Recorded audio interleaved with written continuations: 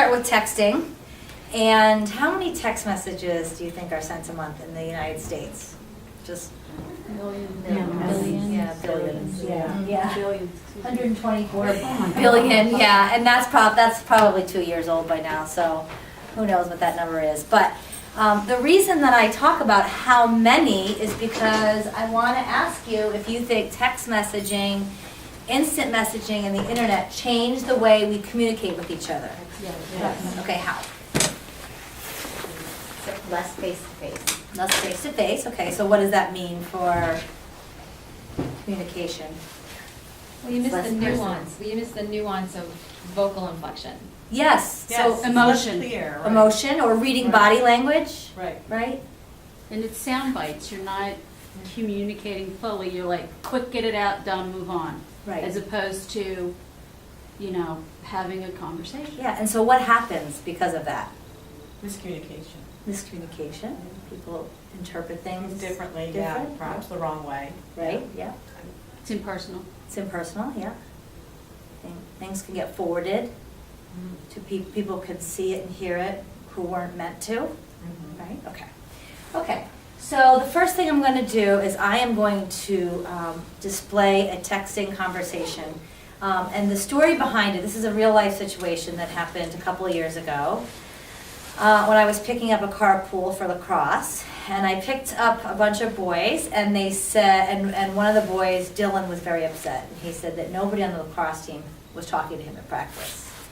And I said, "You're kidding, why?" And he said, "Well, I'm not really sure." And I said, "Well, I'll tell you what, if you wanna come back to my house and we can look through your cell phone, we'll see if we can figure it out and piece it together." So I did get permission from them to retype this, although I don't think they remember since they were like in 6th grade when they gave me that permission. But it says, Olivia is the girl who goes to the other the other middle school. And Olivia says, "Sup?" And Dylan says, "NMJC, nothing much, just chillin'. Jack keeps texting me. Why? He likes me. So annoying." "How do you know?" Anna told me. "Does he know we're going out?" "Yeah." "You like him?" "No, he thinks he's so great. He thinks he's awesome at lax, but he really stinks." "Really?" "Yes, he only plays like 10 minutes a game. He's on the 3rd line. He can't even win a face-off. GTG, mom screaming."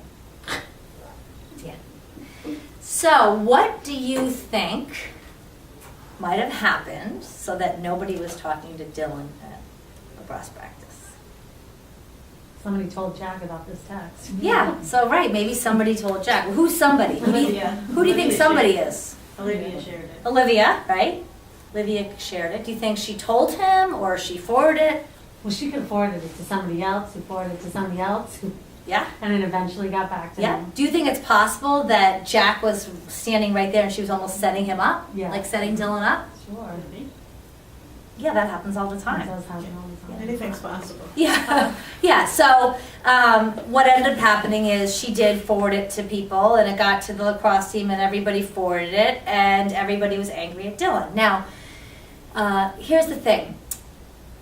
I always ask kids at this point to raise their hand if they play sports, and then I'll start with something. Tess, will you help me with this? Soccer. So how many people are allowed on the soccer fields? Okay, how about you, Ms. Coach? How many girls allowed on the soccer field from one team at one time?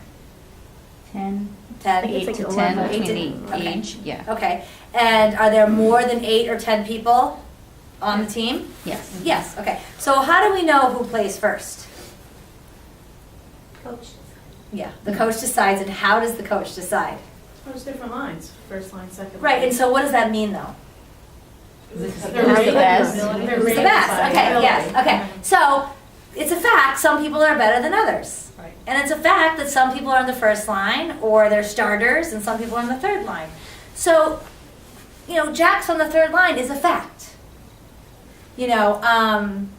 So it's easy to misinterpret things. Something like that can easily be taken as being made fun of when it could have just been a fact. And so that's kind of what I like to show you when we go through things like this, because it can be misinterpreted. And also, he only plays like 10 minutes on, he can't win a face-off. Well, no, I've seen him play. He can't win a face-off. I mean, that's a fact. He's not the guy you're going to put in when you're losing.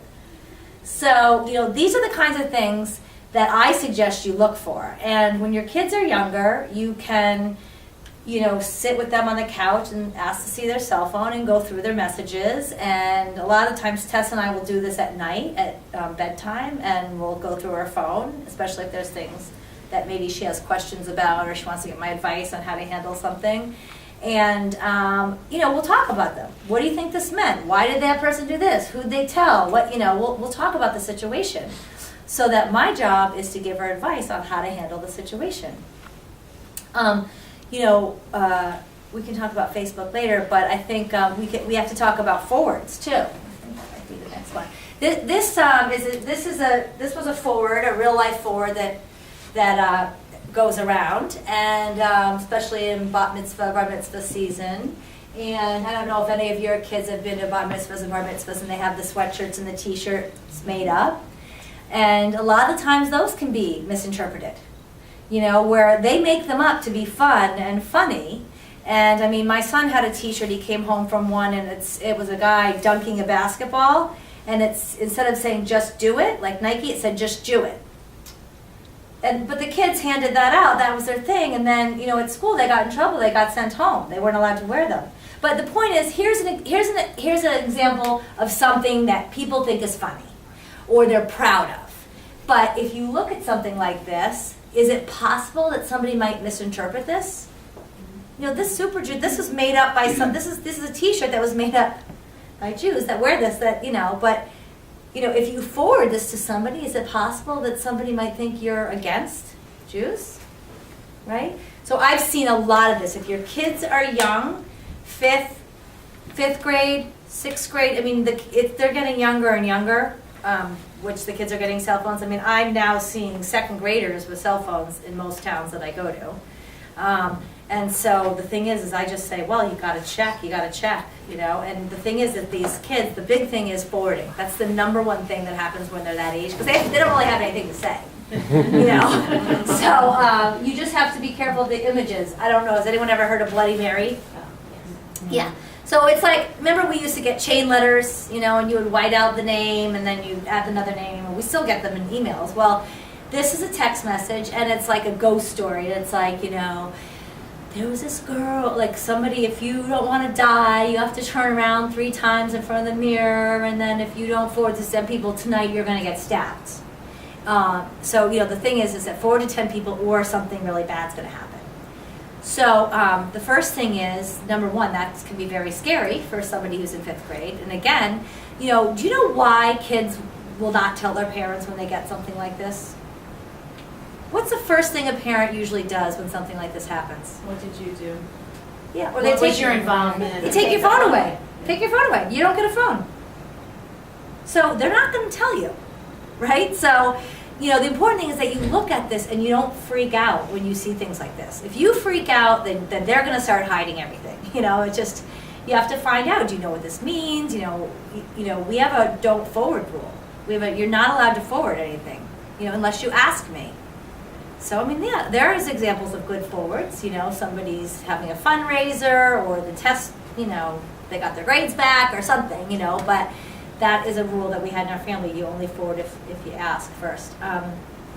The other thing is, this particular forward message had this idea that you would be hurt or killed if you didn't do something. Now, we hear all the time people say, I'm going to kill you if you don't do this. We say it ourselves as parents. Don't clean your room.